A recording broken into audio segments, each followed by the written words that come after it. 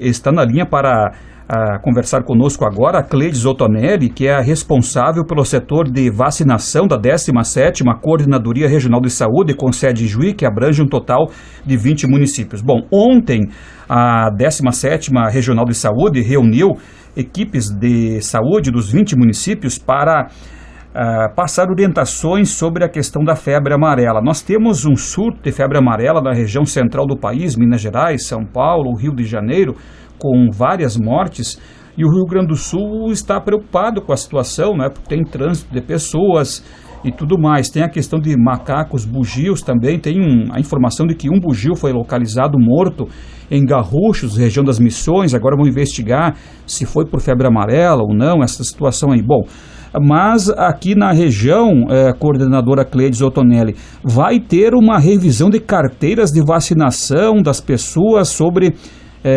imunização da febre amarela? É exatamente isso, sim. O que nós vamos ter? Na verdade, como foi capacitado o pessoal dos municípios ontem, é exatamente para a gente deflagrar um trabalho em todas as áreas rurais, toda a área rural de todos os municípios da nossa coordenadoria. Isso vai acontecer em todo o estado, todo o Rio Grande do Sul. Mas aqui nós temos já uma previsão de 18.685 domicílios a serem visitados, né, com um envolvimento de 56 mil pessoas a serem verificados, então, os cartões de vacina. Uhum. São só pessoas moradores da área rural? Sim, inicialmente é exatamente isso. A gente vai só fazer isso por enquanto na área rural, por causa que esse trabalho está sendo feito exatamente para que não ocorra óbitos aqui no estado, né, e na nossa região, antecedendo um possível disseminação ou circulação viral, né, do vírus amarilínico.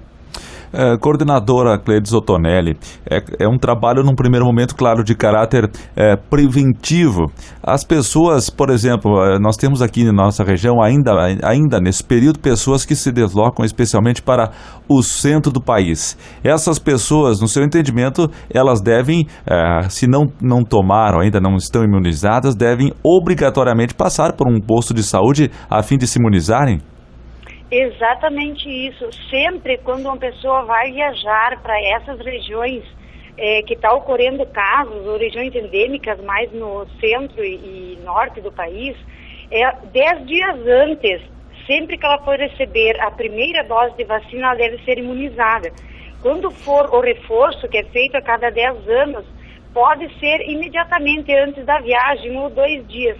Mas na primeira vez a pessoa tem que ser vacinada 10 dias, porque senão ela não vai estar protegida contra o vírus. Bom, voltando à questão dessa revisão de carteiras de vacinação, então vai começar pela área rural. Quando já começa esse trabalho, Cleides? Olha, nós temos um prazo para concluir esse trabalho aqui no estado do Rio Grande do Sul, que é 15 de março.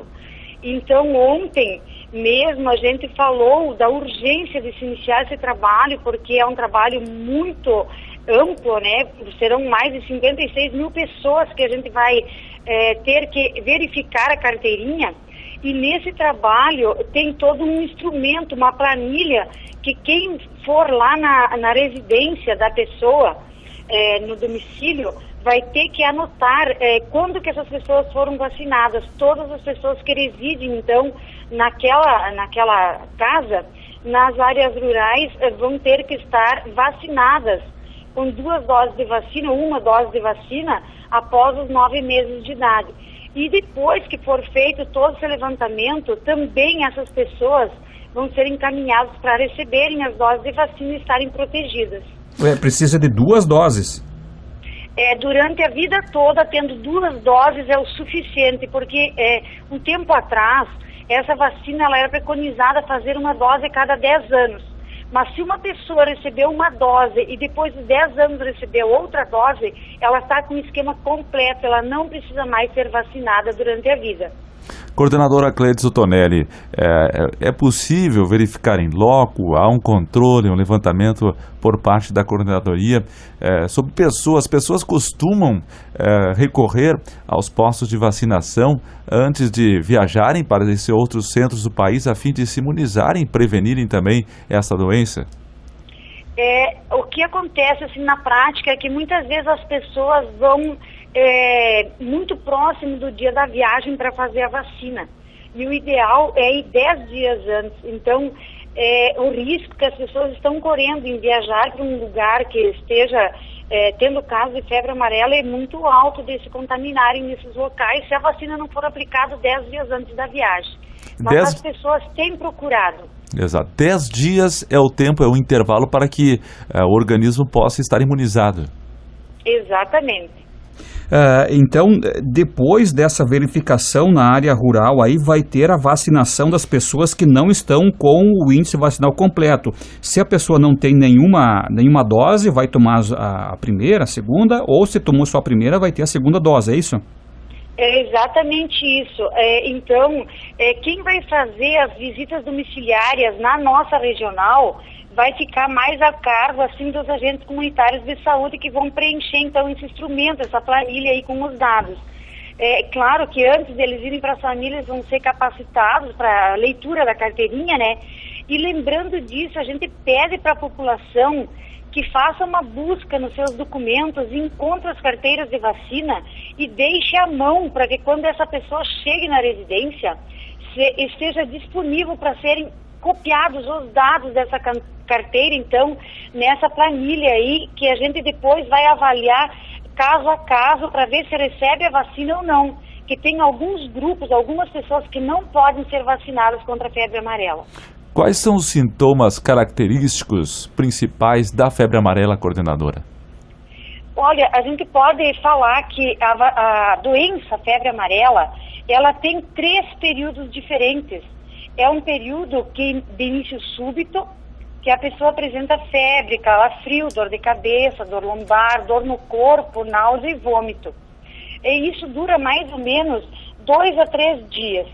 Aí, em seguida, há um declínio dos sintomas. Ou a pessoa melhora, né, que muitas pessoas também têm uma infecção leve, moderada, ou até mesmo assintomática, muitas vezes.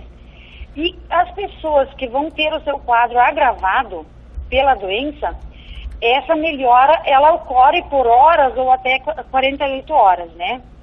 Aí se segue de um período mais grave, que é um período toxiquêmico, que a febre volta assim, diarreia, vômito com aspecto de bora de café, aí começa a insuficiência hepatorrenal e pode evoluir para coma ou morte.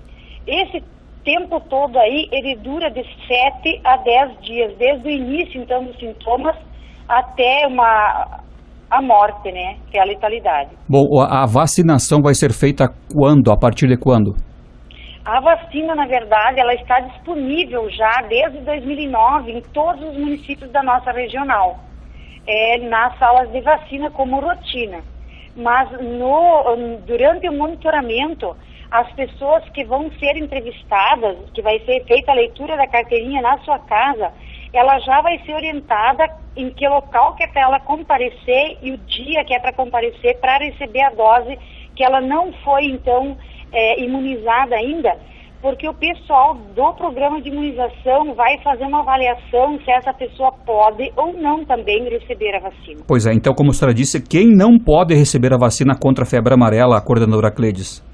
Quem tem que adiar a vacina são as mulheres grávidas, as pessoas que estão em uso de imunodepressores, quimioterapia, radioterapia e corticoides em alta dosagem, e também as pessoas que não poderão nunca receber a vacina são as pessoas que têm doenças autoimunes, que são as doenças lúpus, doença de Crohn, e algumas pessoas também vão ter que passar, as pessoas acima de 60 anos que vão receber a primeira dose da vacina, também vão ter que primeiro passar por uma avaliação médica.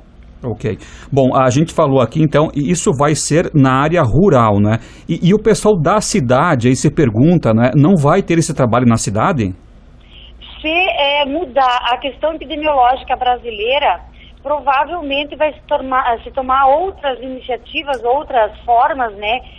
Até mesmo um censo na área urbana, né? Se precisar.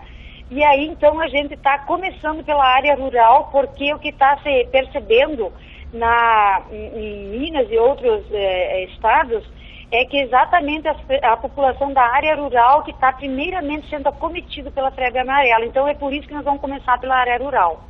Coordenadora, a senhora entende que aqui em nossa região há um número suficiente de doses para uma plena cobertura vacinal?